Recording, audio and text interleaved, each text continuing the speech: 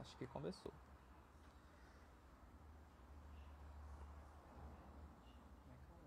Espera entrar alguém.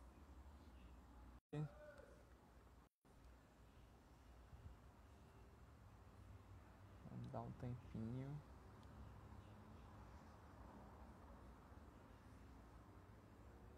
Ai, meu Deus. Eu virei a... Ai, meu Deus.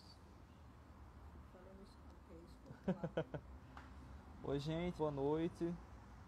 Eu sou o Pedro, né? Sejam todos muito bem-vindos aí no perfil do Acalanto Natal. Acho que essa é a primeira de muitas, se Deus quiser. E hoje a gente está iniciando, né, a nossa sexta semana estadual da adoção, que apesar de ser semana, no Acalanto, como a gente gosta de movimento, a gente vai fazer aí, tá tão boa. Até o dia 30 a gente vai estar tendo essas lives, tá certo? Hoje a gente vai estar com a querida Sara Vargas, né? Ela que é presidente da Associação Nacional dos Grupos de Apoio à Adoção, uma amiga muito querida, né? Batalhadora incansável, né? Do mundo da adoção, do movimento nacional, quiçá internacional de adoção. O áudio melhorou. Né? Tá baixo. Eu tive umas quedas, eu acho que acho que voltei. Né? E a Sara ela tem uma vasta experiência aí, né? Ela foi fundadora do grupo de apoio à adoção Ponte de Amor, né? E hoje está à frente da ANGAAD, né? Tem alguns cursos e hoje por isso que a gente está trazendo ela, além de ser mãe adotiva, né? Talvez o melhor título. Oi, Sara.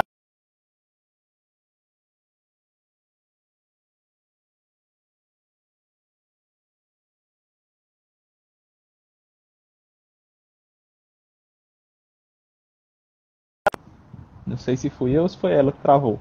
Eu tô aqui, deu uma travadinha no seu vídeo para mim, mas agora voltou. A minha conexão.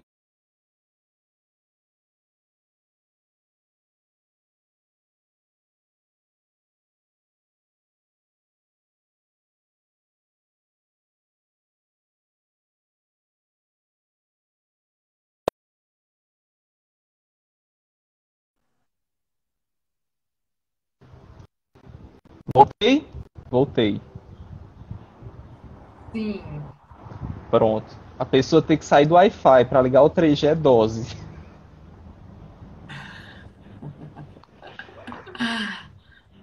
Nossa, a gente tá aí com mais de 70 pessoas. Olha que coisa maravilhosa.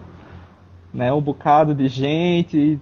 Vendo aí vários voluntários de Acalanto, Ana Andréa da Vara, o maridão. Você viu? Até o maridão tá assistindo. E olha que ele nem tá em casa, tá no trabalho ainda, ligou lá. Olha aí. Então, Sara, eu estava aqui explicando, né, da nossa semana, né, falando das atividades que a gente vai desenvolver essa semana, né. Esqueci de falar do porquê, né, dessa semana, do porquê desse período, né, que no dia 25 de maio a gente tem o nosso Dia Nacional da Adoção, né, que é comemorado aí no Brasil inteiro por vários grupos de apoio à adoção ao redor do Brasil, né. E aí por isso que a gente está trazendo essas temáticas nesse período, né? Eu não sei se você ouviu a introduçãozinha, né, que eu fiz aí sua. Eu queria que você falasse um pouquinho aí pra gente dessa sua história, né, da sua jornada, da sua família, né, fizesse uma conexão aí pro pessoal entender do que a gente vai falar hoje. Em primeiro lugar, eu quero dizer que para mim é uma alegria enorme estar aqui, viu, Pedro? Ainda mais com você. Beijo em manhã. Viu, Rejane? Tá aqui do lado. Eu amo esse povo, como eu amo. Ai, que saudade. O que dá mais saudade de apertar, de verdade, né? Oi, minha linda! Então, queridos, olha, obrigada. Eu sou fãzona do Acalanto Natal. Minhas meninas passando lá atrás. Morrendo de vergonha. E a terceira, pronto. Filho da casa inteira. Gente, inclusive estava nos nossos planos de irmos a Natal essa semana, né? E aí essa pandemia mudou os nossos planos. Mas se Deus quiser, logo a gente vai estar presencialmente aí. Deixa eu só aproveitar o gancho, Sara. de falar que a gente está planejando, né, uma grande caravana de adoção, né, aqui em parceria com a Paraíba e com Pernambuco, né, com os grupos que tem lá. E a gente iria trazer justamente nessa semana, né, sim, Fortaleza também. Nós iríamos trazer a Sara, o Paulo Sérgio, a Sueli, né, para estar nessa aventura adotiva, né, durante toda essa semana. Mas se Deus quiser, logo em breve estaremos todos reunidos de novo. Você sabe, né, gente, que eu moro em Minas, no interior de Minas Gerais. Eu moro em Uberlândia. Belândia. Então, eu fico chato. Eu falei, ó, não quero nem saber. Eu sou mineira de coração, né, gaúcha, mas assim, já sou mineira de coração. Então, eu vou para Natal, vou para o Nordeste. Vocês me colocam para falar depois das 3, porque antes desse horário eu tenho que ir para a praia. Brincadeira, viu, gente? Mas mineiro quer praia, né? Então, ao menos um pouquinho tem que dar. Mas, gente, eu sou casada com o Rodrigo há quase 24 anos. A gente vai fazer o mês que vem 24 anos de casado. Somos pais do Lucas, da Kelly, da Kathleen e da Jéssica. O Lucas está com 21. As meninas que acabaram de passar aqui estavam voltando, tinham ido ali jantar. Elas estão com 17. E nós somos da Pontes de Amor, que é um grupo de apoio à adoção e à convivência familiar e comunitária aqui em Uberlândia. A Pontes de Amor existe há 9 anos e nós somos cofundadores da Pontes. E hoje eu estou na presidência da HAD e um desafio e tanto, mas também uma alegria, uma honra muito grande estar servindo todos os grupos de apoio à adoção do Brasil, juntamente com uma equipe maravilhosa, da qual o Pedro também faz parte, ele é um dos assessores da HAD. E é um prazer estar aqui com vocês hoje, conversando, abrindo essa semana da adoção, né, junto com a Acalanto Natal, e conversando sobre um tema que eu acho tão importante, porque esse tema ele tem transformado a minha forma de entender, a minha forma de me relacionar com os meus filhos e a forma de ajudar as famílias, as pessoas, né? Que é justamente os traumas e os impactos que eles trazem na vida da criança e do adolescente, no seu desenvolvimento integral, né, Pedro? E nas famílias adotivas. Consequentemente, né? E aí, para a gente ir entrando um pouquinho desse tema, né, eu acho que a gente precisa falar um pouquinho desses traumas, né? Só para as pessoas entenderem, né? A gente está falando dos traumas na adoção, mas a gente sabe que isso, felizmente ou infelizmente, não é uma realidade apenas das famílias adotivas, né? E aí, fala um pouquinho para a gente, Sara, de qual é esse entendimento em relação a trauma, né? Quando a gente está falando desse trauma, que tem muita gente que acredita que quando a gente fala de trauma na adoção, são aqueles casos, né, que popularmente a gente tem daquelas crianças que meio que se revoltam com as suas famílias adotivas, né, e acabam tendo alguns maus comportamentos, né, e na realidade não é bem isso. Isso é reflexo, muitas vezes, de uma coisa que aconteceu lá atrás. Fala um pouquinho pra gente, Sara. Então, todos nós já vivemos situações traumáticas, né? Ninguém sai ileso na vida. Mas existem pessoas que passam por traumas complexos crônicos. E o que são esses traumas complexos crônicos? São situações traumáticas que são repetitivas por um período prolongado e numa fase de vulnerabilidade. Quando a gente está falando das crianças e adolescentes que vêm para a adoção, a grande maioria delas viveu situações de traumas complexos crônicos. Ah, Sara, não, mas eu adotei um bebê, né? Por isso que eu quis adotar um bebê bem pequenininho, porque aí eu ia pegar esse menino assim, clean, limpinho, sem ter vivido nada disso. Isso não é verdade, porque mesmo na vida intrauterina, já está mais comprovado que, por exemplo, se essa gestante fez uso abusivo de drogas, de álcool, se sofreu situações de violência, se estava com uma gestação que não era bem desejada, se sofreu muito estresse, tudo isso, esse excesso de cortisol da mãe, ele passa também para o bebê, mesmo na vida intrauterina, né? Então, é claro que tudo isso depende da criança, do poder de resiliência dessa criança, do amparo, de quanto tempo ela foi exposta àquela situação. Quanto mais tempo ela foi exposta a situações traumáticas, né, geralmente maiores os danos. Por isso que a adoção de crianças maiores, ela tende a ser mais desafiadora do que a adoção de crianças menores. Isso é fato, é inegável, né? Claro que existem exceções, mas a regra é essa. E quando nós falamos de crianças e adolescentes que vêm para adoção, a grande maioria deles, eles viveram situações graves de abuso, negligência, violência, né?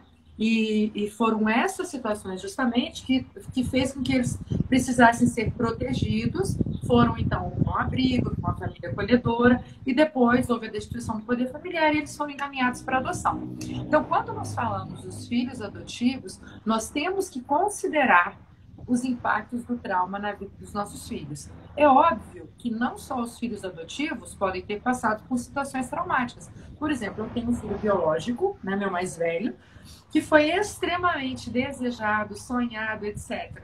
Mas antes do Lucas, eu tinha passado por 2 abortos espontâneos. Não sabíamos o que estava causando aquela situação.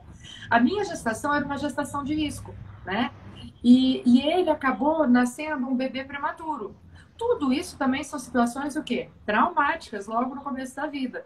Depois, pequeno ainda, perdemos o irmãozinho dele que estava vindo. Outro trauma. Então, o que eu quero dizer é que crianças vivem situações traumáticas. A diferença, muitas vezes, está o quê? No suporte que está disponível a essa criança e a esse adolescente para enfrentar aquela situação. O que fez do Lucas, talvez, enfrentar essas situações de uma forma diferenciada do que outra criança? Quando ele perdeu, por exemplo, o irmãozinho que ele tanto desejava, né? Porque ele estava num ambiente acolhedor, que dava força, que ajudava, que consolava. Ele estava num ambiente seguro. A diferença dessas crianças é que o ambiente que era para ser um ambiente seguro, muitas vezes ele era um ambiente de hostilidade. E isso traz um impacto muito grande no desenvolvimento da criança e do adolescente. Só para responder o pessoal, tem gente perguntando aí se tem grupo em Maceió, né? A gente tem uma vasta rede, né, de apoio à adoção em Maceió, se eu não me engano, a gente tem um grupo institucional, não é, Sara? Que é vinculado ao TJ, né? Então pode buscar lá no Tribunal de Justiça, que tem um grupo que se reúne mensalmente. E no site da ANGAAD, ANGAAD, angad.org.br, que é a Associação Nacional de Grupos de Apoio à Adoção, você encontra todos os grupos de apoio à adoção do Brasil, tá ok? Então você pode entrar lá e verificar qual que é o grupo que tem aí na sua cidade ou na cidade mais próxima. E em relação à live ser gravada, eu sou um iniciante, essa é a minha primeira live. Então eu vou tentar aqui no final, a gente fez uns testes mais cedo e eu acredito que dá para botar no IGTV, então ela vai ficar permanente, né? Então vai ficar um material aí para a gente poder consultar permanentemente, se Deus quiser.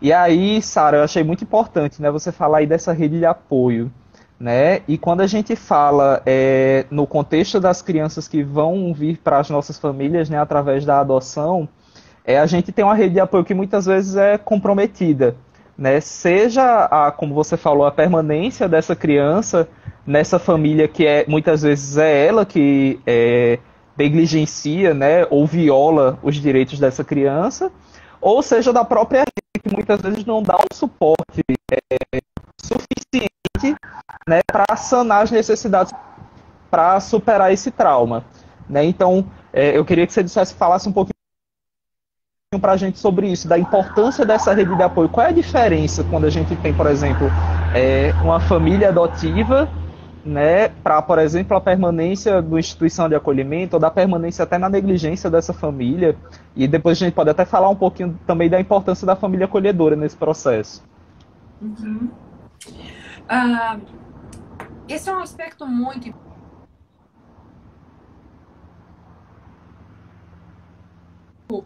Esse é um aspecto muito importante, porque nós sabemos que existe uma rede de proteção à criança e ao adolescente, né?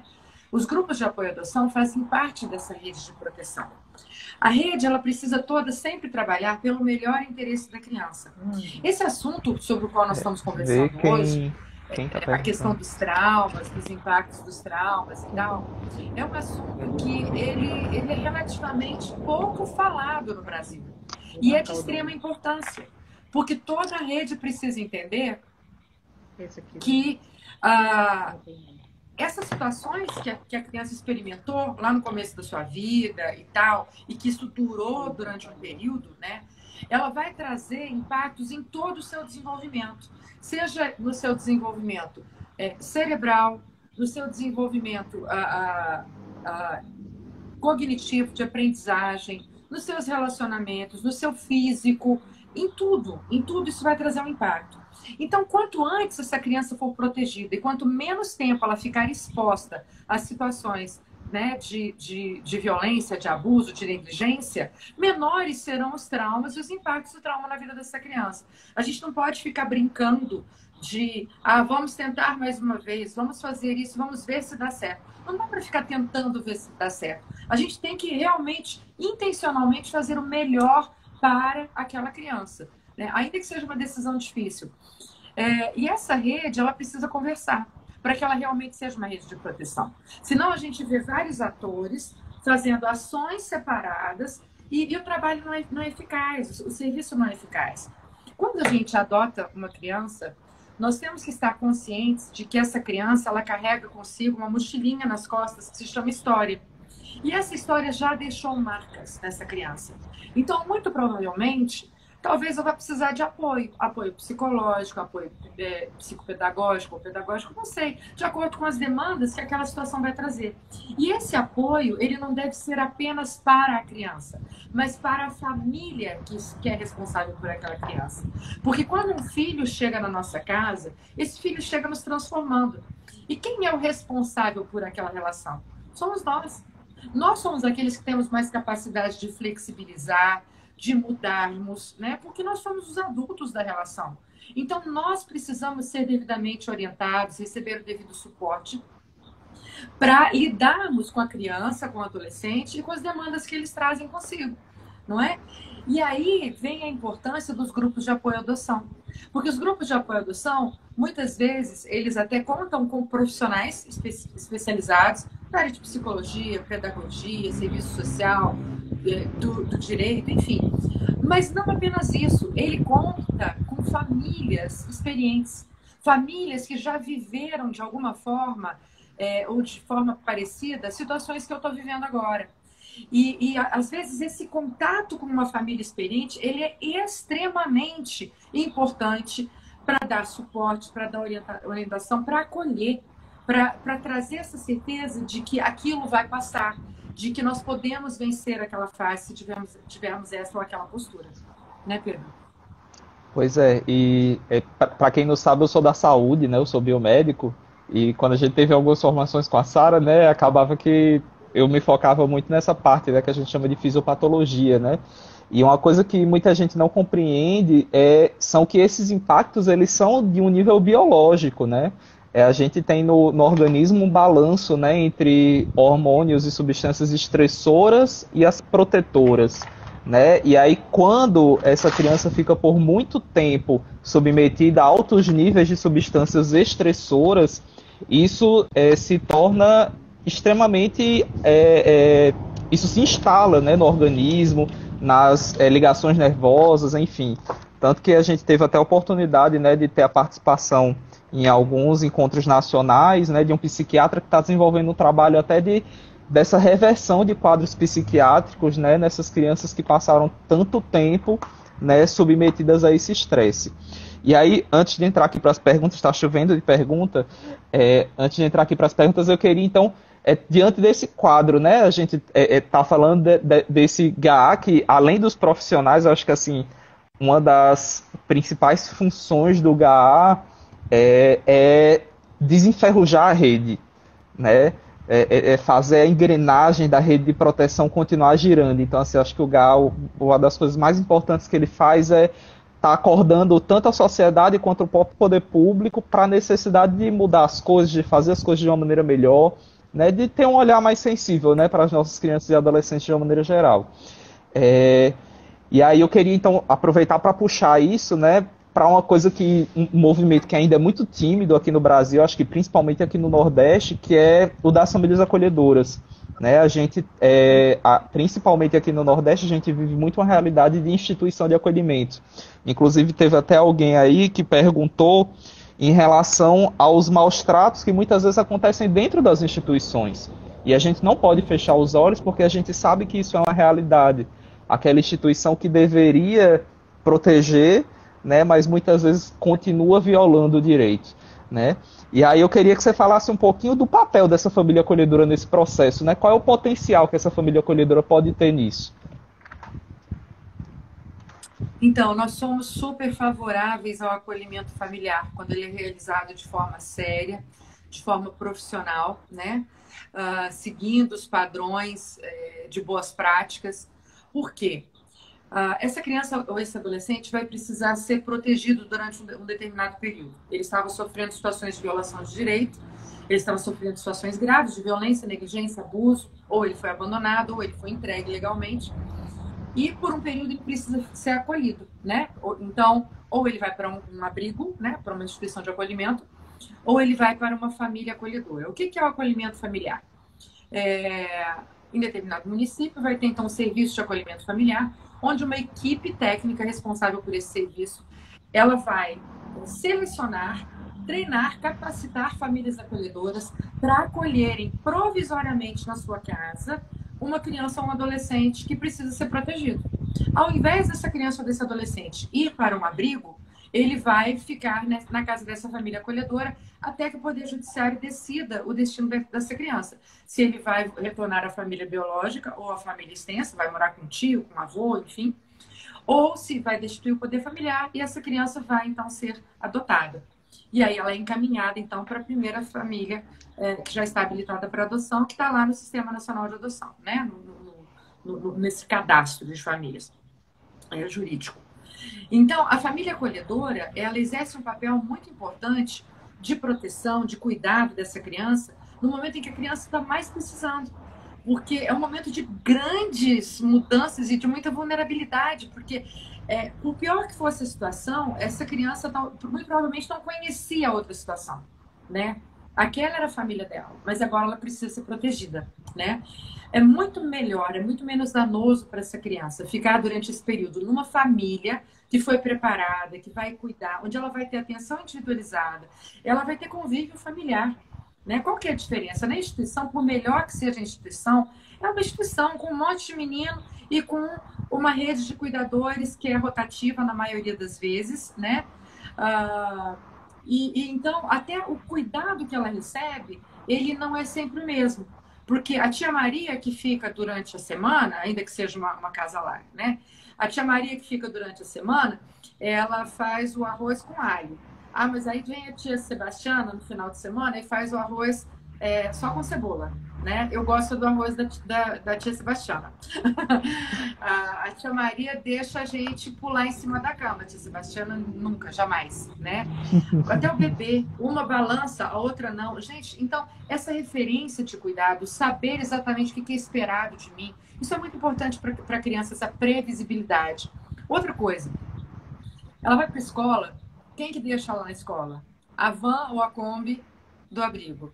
Todo mundo sabe, olha lá, chegaram os meninos do abrigo. Isso não é bom para ninguém. Quando ela está numa família acolhedora, é o pai acolhedor ou a mãe acolhedora que vai levar essa criança para a escola e que vai buscar, né?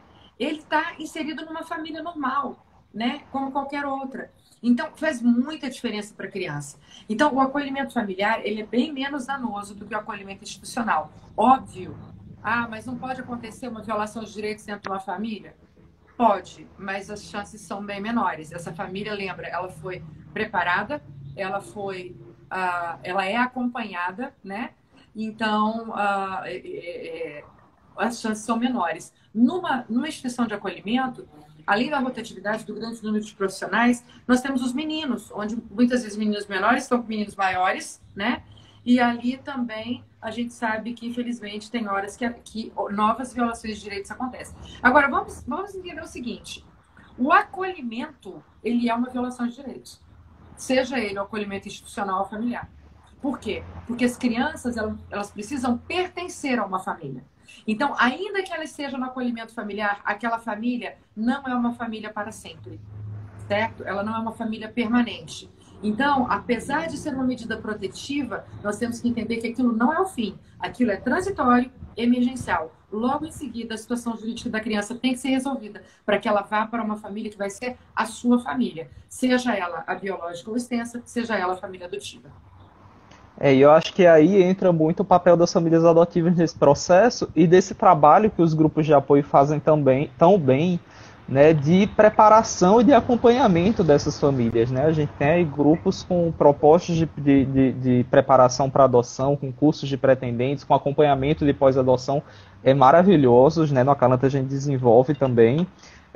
E isso dá ferramentas para essa família para poder ser esse suporte e essa referência segura que essa criança vai precisar no futuro, né?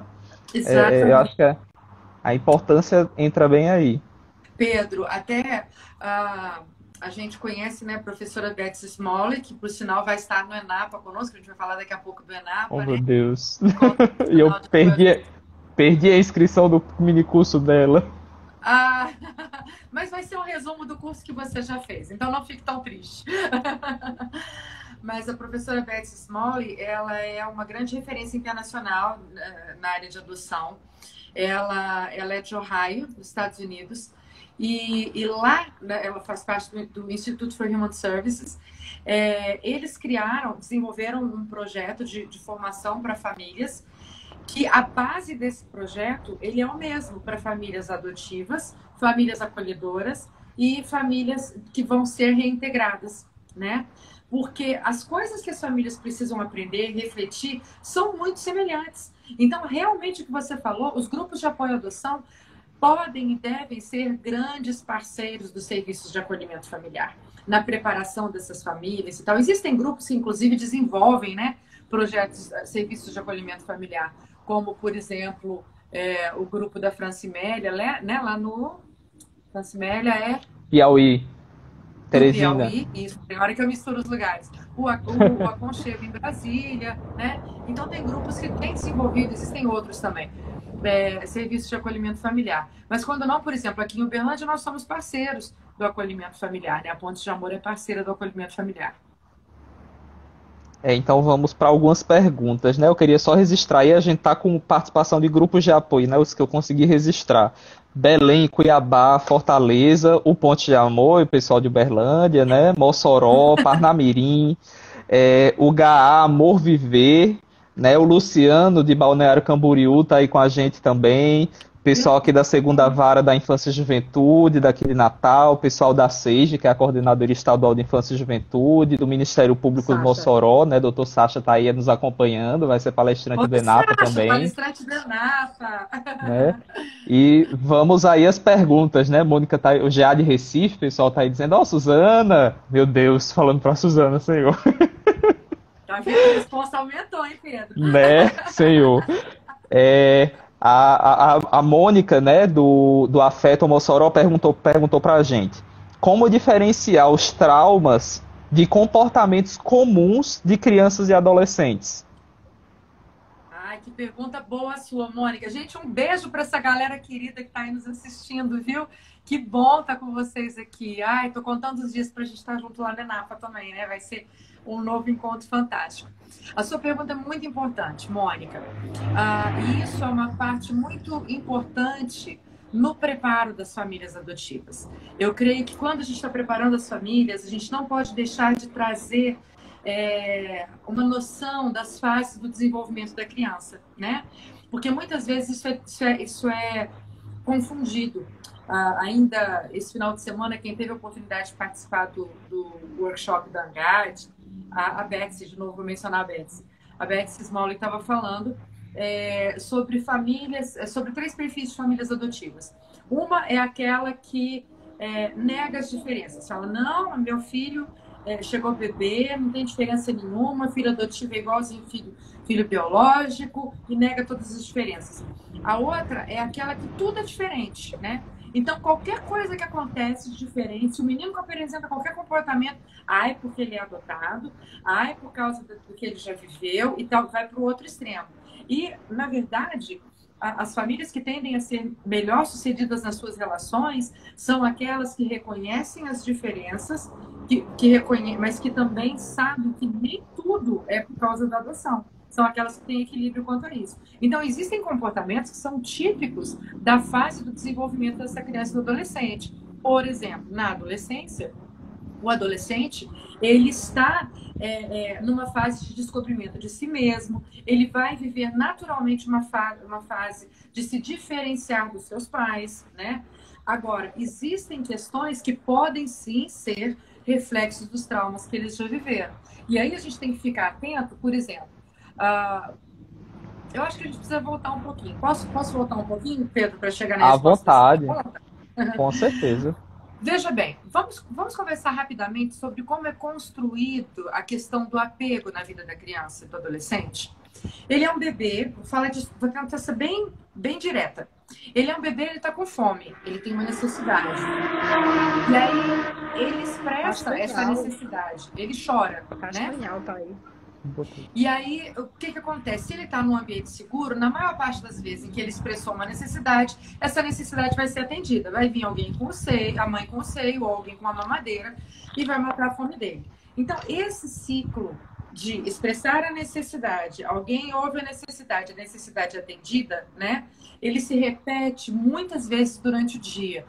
Esse menino, essa criança, ela vai criando uma percepção de que ela é amada, ela é importante, ela é ouvida e o mundo é um lugar seguro, vai dar tudo certo.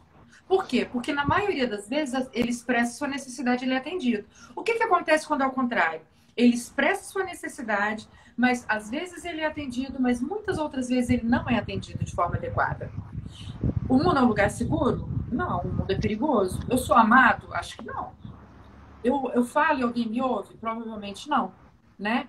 Então, a percepção que ele tem a respeito de si mesmo, ela é mudada, porque essas situações vão se repetindo. E isso tem a ver com o trauma complexo crônico, entende?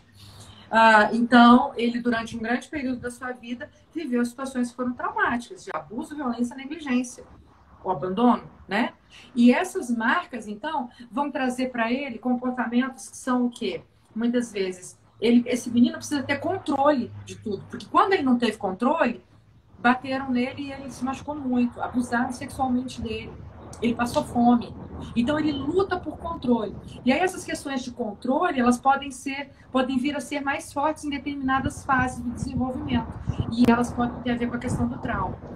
Se eu não entendo, se naquele momento que meu filho começa a ser desrespeitoso comigo, porque ele está querendo ter o controle da situação, e ele está achando que eu estou sendo autoritária, que eu estou mandando, e eu estou falando, você obedece mesmo porque eu sou sua mãe.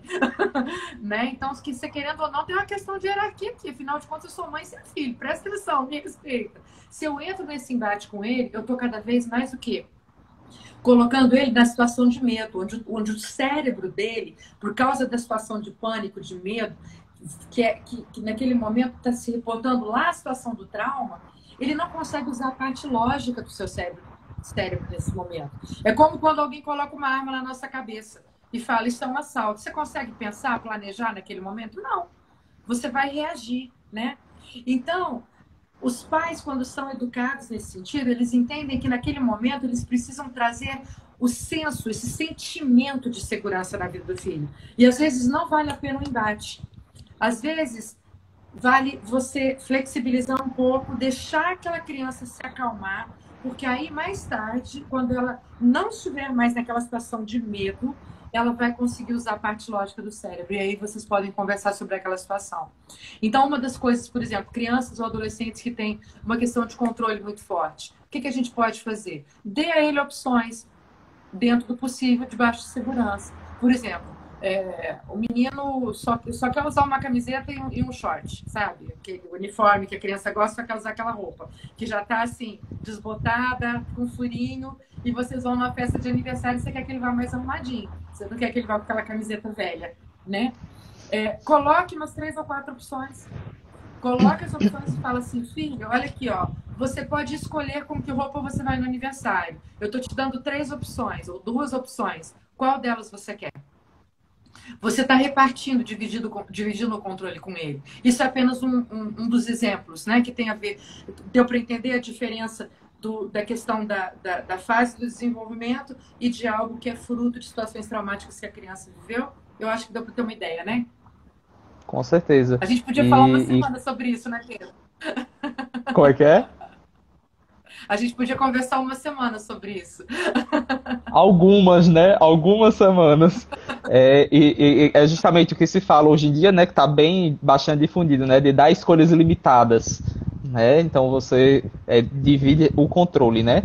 E uma coisa que eu acho importante a gente falar é que quando a gente fala desses comportamentos que são apresentados, uma primeira coisa é que o comportamento não é a criança, né? Às vezes a gente enxerga o comportamento e não e quer tratar a criança como aquele comportamento merece, né? Mas que na realidade a criança não é aquele comportamento. E que quando a gente fala desses traumas, não tem muito como a gente diferenciar o que é um comportamento que foi advindo de um trauma de um que não é, porque esses traumas que aconteceram no passado, eles vão abrir as portas para muitos outros traumas posteriores, porque essa criança ela vai ter aí perdeu várias janelas no seu desenvolvimento e isso, infelizmente, é uma bola de neve, né? Até que chega essa figura de segura, né, de apego, para que realmente possa mover essa criança para uma transformação, né, que ela possa enxergar de forma segura o ambiente ao seu redor, vai ter uma demora aí, né, para chegar nesse ponto, né, Sara? Exatamente. E uma coisa muito importante da gente se lembrar é o seguinte: isso é super importante. Esse comportamento que a criança apresenta, ele não é um comportamento voluntário. Muitas vezes a gente fala: esse menino é terrível, ele quer me levar à loucura, ele faz isso só para me provocar, ele quer me enlouquecer. Não, ele não tem controle sobre esse comportamento. Né? E isso, quando a gente começa a entender isso, a gente começa a cair, a gente percebe, puxa, na verdade, isso é um ato de sobrevivência dele. Ele aprendeu, ele foi desenvolvendo esse tipo de comportamento para tentar sobreviver. Né? E quanto mais seguro ele se sentir, menos ele vai ter que lutar para sobreviver, menos ele vai precisar lançar mão daquele, né, daquele comportamento de desobediência, furto, de desrespeito, e por aí vai. Pois é isso. Essa sua fala me lembrou muito do meu irmão mais velho, né? Eu tenho um irmão com 30 e alguns aí, tá ruim de calcular a idade dele agora, né? E que somos 5 lá em casa, né? E minha mãe sempre gosta de usar o exemplo dele porque ele teve um desenvolvimento bem desafiador, né? E ele era desses, assim, hoje a gente sabe que ele é TDAH, né? Hoje ele está medicado, né? A medicação está ajudando ele a ter um desenvolvimento melhor no trabalho, estudos, enfim. Mas por muitos anos ele era essa criança que ele chorava e ele dizia: eu quero, mas eu não consigo. Eu quero fazer diferente, mas eu não consigo. Né? E aí entra no que a gente falou antes, de que isso está instalado nas redes neurais, nos níveis hormonais, né? Então precisa de muito tempo para isso ser reprogramado dentro do corpo do indivíduo. E o legal, né, Pedro, é saber que feridas que foram causadas por meio de relacionamentos, elas tendem a ser tratadas por meio de novos relacionamentos. Elas são ressignificadas por meio de novos relacionamentos. Tem uma professora que eu gosto muito, que ela fala que toda criança ela tem um potencial e ela pode chegar nesse potencial. Mas para chegar nesse potencial, ela precisa de algo aqui no meio, que é de um adulto cuidador seguro, né? Então, essa figura de referência, que é um adulto, que é um cuidador dessa criança, mas que esse adulto ele vai ser intencionalmente presente, ele vai ter paciência, ele vai expressar o amor, o cuidado, ele vai proteger, ele vai trazer regras claras e ele vai disciplinar com afeto, com carinho, com paciência. Então, isso é muito, muito importante. Se a gente for parar para pensar, se hoje nós somos relativamente bem-sucedidos na nossa vida, nós tivemos em algum momento da nossa vida que seja um adulto cuidador, que foi uma figura de referência, que exerceu esse papel dessa forma, que nos afirmou enquanto pessoa, que nos mostrou que a gente era capaz, que havia potencial em nós, que nos disciplinou com afeto, que foi uma referência, que esteve intencionalmente presente, né? E por isso hoje a gente pode experimentar um pouco desse sucesso que a gente tem na nossa vida, né? Pois é, com certeza. Vamos passar para mais uma pergunta, né? Essa a gente não registrou quem perguntou, mas ela perguntou: e os traumas acontecidos dentro das instituições de acolhimento, como é que eles vêm sendo tratados? Então, como eu falei, traumas são traumas e precisam ser tratados da mesma forma, né? Então, o que a gente precisa é de quebrar o ciclo da violência, quebrar o ciclo do abuso, quebrar o ciclo da negligência. E vamos ser sinceros, esse ciclo ele pode ser perpetuado numa família adotiva que não foi devidamente preparada e devidamente acompanhada. Pode ser até pior dentro dessa família, né? Verdade. Então, o que a gente precisa é fazer o possível e o impossível para que essas crianças fiquem o menor tempo possível numa situação de violência, de abuso, de negligência, de falta de cuidado adequado, enfim. Seja onde for. E um problema que a gente enfrenta, né, é o acolhimento institucional quanto política pública, né, que infelizmente em muitas localidades ele não é valorizado, e aí são profissionais sem formações, despreparados, né, a gente teve realidades aqui próximas de cuidadores que disseram: não, a gente foi nomeado, caiu aqui de paraquedas, com o tempo é que a gente foi entendendo o que é que a gente estava fazendo aqui, né, então isso perpetua a violência nessas crianças que deveriam estar sendo protegidas. Sem dúvida. Às vezes as pessoas são bem intencionadas, mas não foram preparadas para lidar com essas crianças e com esses adolescentes. Então, essa parte de formação é muito importante. E sabe, Pedro, eu tenho ficado muito animada, porque quando a gente olha para esse Brasilzão, né, continental, e tantas realidades diferentes, às vezes dentro de uma mesma cidade, não é nem dentro de um mesmo estado, né? Dentro de uma mesma cidade, às vezes você tem uma instituição de acolhimento que é maravilhosa e tem outra que você sabe que é horrorosa, né? Às vezes, dependendo do governo que está lá, incentiva uma coisa, eles trocam de governo e aí tudo cai por água abaixo e tal. Mas agora eu acho que essa época de pandemia tem nos ensinado o poder do online. E quem sabe a gente pode cooperar muito, né, na área de formações, disponibilizando cursos online, porque eu creio que a área protetiva da infância, a rede de acolhimento, os conselheiros tutelares, mesmo os conselheiros de direitos, até mesmo, né, profissionais de CRAS, CRES, que estão trabalhando nas promotorias, no Tribunal de Justiça, nos grupos de apoio à adoção, nós todos precisamos ser treinados, a gente precisa de formação continuada, né? E então, quem sabe, muita coisa boa. A gente recebeu aqui em Minas, né, um convite que nos deixou muito felizes. Já havia um tempo que a gente vinha conversando sobre isso, e agora a pandemia foi e pisou no acelerador. A gente está criando um curso para postulantes de adoção online, em parceria com o Tribunal de Justiça de Minas, né? Então, quem sabe, Sasha está aí nos ouvindo, né, e outros, quem sabe a gente não pode unir forças e juntos construirmos plataformas sérias, boas de ensino, de formação para toda essa rede. A rede de acolhimento precisa muito de treinamento. Não apenas de treinamento, precisa de ser melhor remunerada. Né? Eu fico vendo, em muitos lugares, as instituições de acolhimento são organizações da sociedade civil que assumem serviços e são cofinanciados pelo município, né? E a gente sabe que esses cofinanciamentos, muitas vezes, o investimento que é feito na rede de acolhimento, ele é muito pequeno. Aí você tem só profissionais recém-formados, né, muitas vezes, lidando com situações que são de alta complexidade. Isso não faz muito sentido.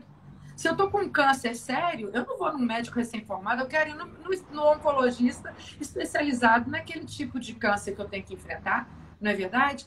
Então, por que na área protetiva da infância e juventude não é assim? Por que a gente não tem profissionais altamente qualificados para lidar com a alta complexidade? Né? Eu creio que a gente precisa começar a pensar e construir caminhos para inverter isso aí.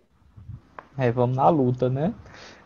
A Xênia está perguntando em relação à criança que só vai ter esse apoio quando encontrar a família adotiva, às vezes muitos anos depois desse trauma.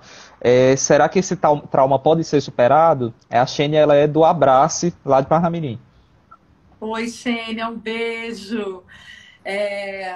As boas notícias dizem que sim, Xênia.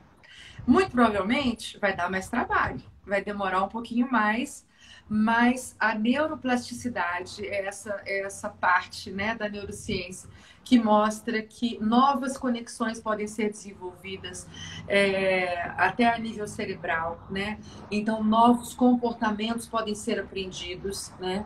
Agora, é claro, se essa mochila está muito pesada, né? Se essa mochila da história, ela vem com muito peso, vai demorar um pouquinho mais, vai dar um pouquinho mais de trabalho para eu ir trocando aquelas pedras tão pesadas por outras coisas que podem ser um pouco mais leves. Para ele é 1h ou 50 minutos? Sim, sim. Isso é possível, viu?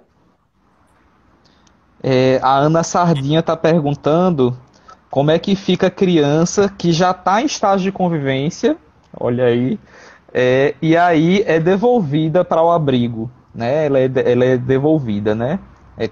Como é que se pode ajudar e como é que fica a situação dessa criança nesse caso? Bom, em primeiro lugar, a gente precisa tentar evitar esse tipo de situação, né? E como que se evita isso? Em primeiro lugar, fazendo uma boa avaliação dos habilitados para adoção, lá no começo, né?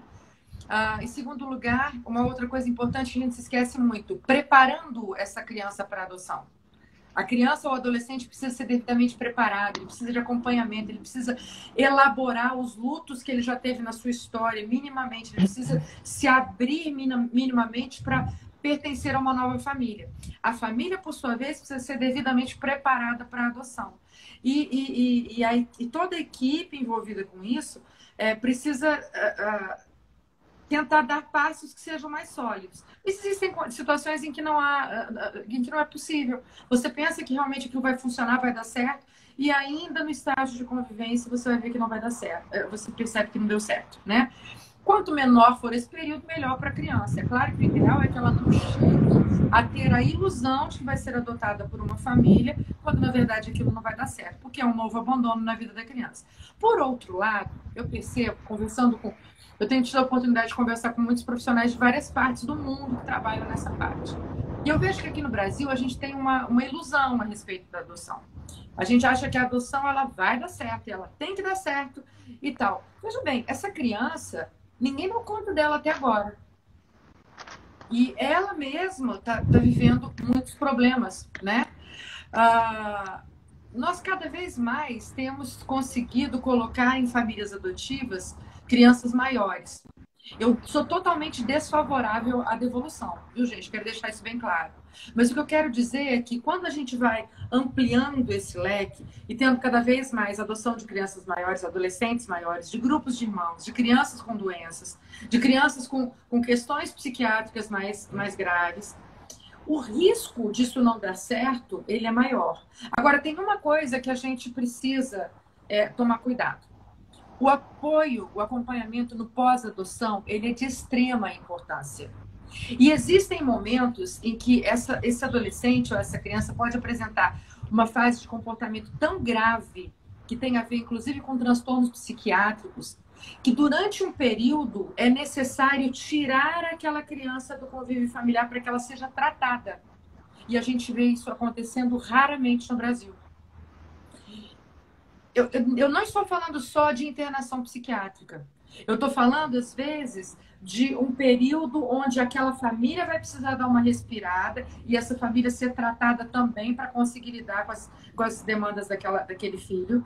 Mas esse filho vai ter um acompanhamento adequado com profissionais que vão acolhê-lo durante um período determinado. Ele ainda é filho dessa família, ele não foi devolvido, mas por um tempo ele precisa daquele tipo de tratamento. Vocês estão entendendo o que eu estou falando? Outra coisa que não é tão difícil quanto o que eu acabei de citar, termos famílias mais experientes, que são amigos dessa família, que de repente podem dar um final de semana, um feriado estendido de descanso para aquela família. Fala, não, peraí, deixa o seu filho vir passar 2, 3 dias aqui com a gente. Deixa ele passar uma semana com a gente. E enquanto isso, alguém vai dando suporte, aquela família vai dando suporte a esse filho. Existem situações mais graves que precisam disso. E isso evita uma devolução, certo? Claro que hoje eu estou falando de adoção. Mas na fase de estágio de convivência ainda, nós não estamos falando de devolução, né? Nós estamos falando de uma tentativa de colocação em família adotiva que não foi bem sucedida, né? A gente precisa usar os termos corretos. temos que tentar evitar ao máximo que isso aconteça, porque isso é danoso para essa criança ou para esse adolescente. Mas, contudo, se na fase de estágio de convivência está todo mundo vendo que a chance daquilo não dar certo é maior do que a chance de dar certo, às vezes a própria rede vai ter que chegar e conversar com aquela família e falar, olha, nós estamos vendo isso, vamos conversar direitinho aqui. Né? Então, às vezes, nem precisa se esperar por uma atitude da família. A própria rede precisa ser madura o suficiente para tomar essa decisão. Uma das coisas que eu acho assim que vai ser um pontapé importantíssimo aqui no Brasil, né, é que o pós-adoção ele seja instituído como política pública de verdade, né? Porque o que eu vejo, o que a gente vê nos grupos, pelo menos a nossa realidade aqui em Natal, é que depois vem acompanhando o grupo em todas as reuniões direto ali, direto com a gente, direto conversando, e que quando o filho chega, essa família desaparece. Né? Não fala mais com ninguém e tal, e quando vê, algumas semanas depois, a gente fica sabendo do caso de devolução. Então, se isso fosse uma política pública real, né, e aquela família, ela tivesse aquele serviço, tivesse que participar e tivesse um acompanhamento real por uma rede, independente de que cidade ela tivesse, né, eu acho que a gente poderia minimizar muito mais isso daí. Né? Isso é de extrema necessidade. De novo, eu volto a dizer, as pessoas acham que a adoção é o mundo das maravilhas. A criança chegou na família adotiva e agora pronto, tudo se resolveu. Ninguém precisa fazer mais nada, está tudo feito, agora acabou a questão. Não. Então, precisa sim de investimento, de dinheiro, né, de profissionais capacitados para darem suporte a essas famílias. Os grupos de apoio à adoção têm tido um trabalho hercúleo de fazer isso sem recurso, né, buscando parcerias e tal. Mas, veja bem, o Estado precisa chegar junto. Né? E outra coisa, Pedro, que eu falo, esse acompanhamento pós-colocação na família, ele não deve acontecer só por 6 meses, porque os problemas não vão acontecer, não vão acabar nos 6 meses de um dia. E outra coisa é que não é só na família adotiva, nem só na reintegração. É em ambas, entende? Isso. Assim como o preparo precisa acontecer também para a reintegração, e não apenas na adoção. Porque se a gente for olhar, os índices de insucesso nas tentativas de reintegração são muito maiores do que os índices de insucesso em colocação, quando a criança é colocada em família adotiva. Pois é, preocupante.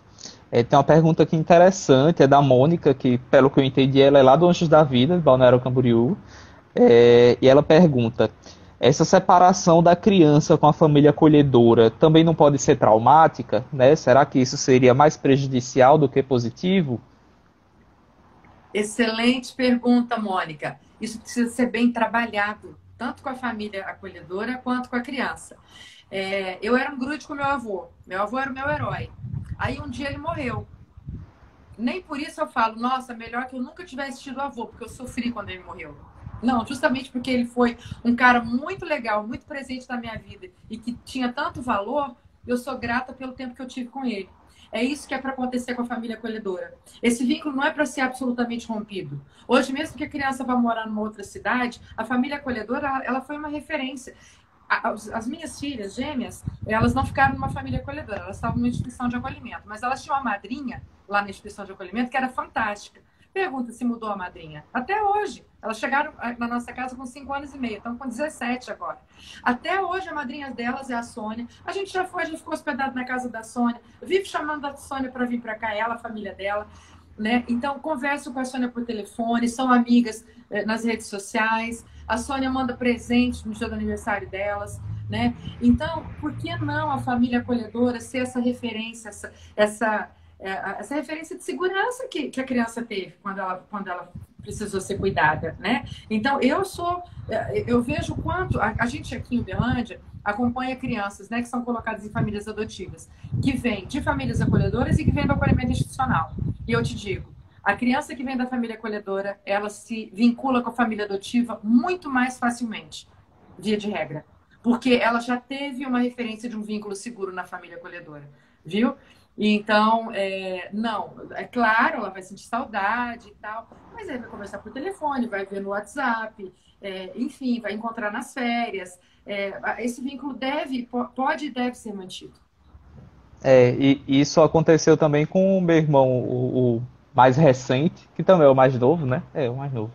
Ele está com a gente há 3 anos, foi adotado com 18, né? E ele vinha de um histórico de 8 ou foi 9 anos de acolhimento, né? E a maior parte desse período foi numa casa lá. Então ele estabeleceu um vínculo muito forte com uma mãe social, que foi a mesma mãe social por quase todo aquele período, né? Então, no começo foi muito difícil para a gente entender, porque ele sempre estava saía da escola e passava na casa, né? Queria para cortar o cabelo, tinha que falar com a mãe social, tinha que pegar material escolar, tinha que falar com a mãe social, e isso incomodava muita gente, né? E aí a gente parou para pensar, poxa, olha o tempo que ele passou, né, debaixo da asa dela, e olha quanto tempo ele está com a gente, né? Então, qual é o vínculo que está mais fortalecido aí nesse processo, né? E aí a família precisa compreender também, né, dessas vivências. É a questão de, como você falou mais cedo, a gente não pode ignorar a história antes da adoção. A gente precisa acolher essa história, né? E aí saber trabalhar com ela.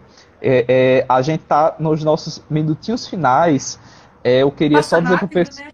Demais, meu Deus, eu tava muito nervoso, mas foi super fácil, graças a Deus.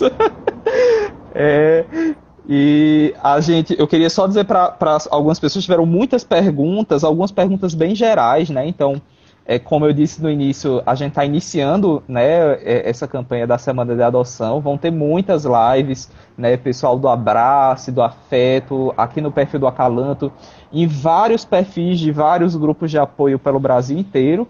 E vai ter o ENAPA nesse final de semana, né? Então, muitas dessas perguntas podem ser sanadas nesses momentos, né?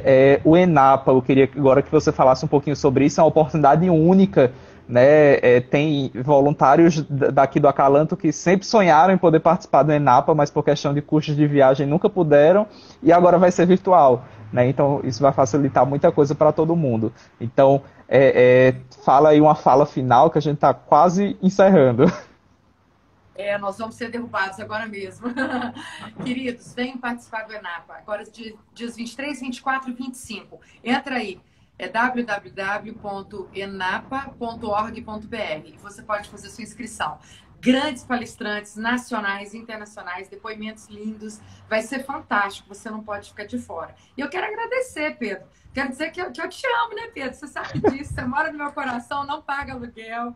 E foi muito legal bater esse papo com você e com todos que estão aí nos assistindo. Eu quero dar os parabéns, gente. Nós temos mais de 100 pessoas acompanhando, né? Não estou conseguindo ver Chegou aqui a agora. quase 150. 102 pessoas. Gente, que legal. Olha, parabéns. Sucesso nessa semana de adoção, né? E vamos mesmo passear pelas redes sociais, postar nossas fotos, marca Angad e vamos mostrar para o mundo o quanto que a adoção é importante. É linda e a gente se orgulha dela. Um grande beijo para vocês.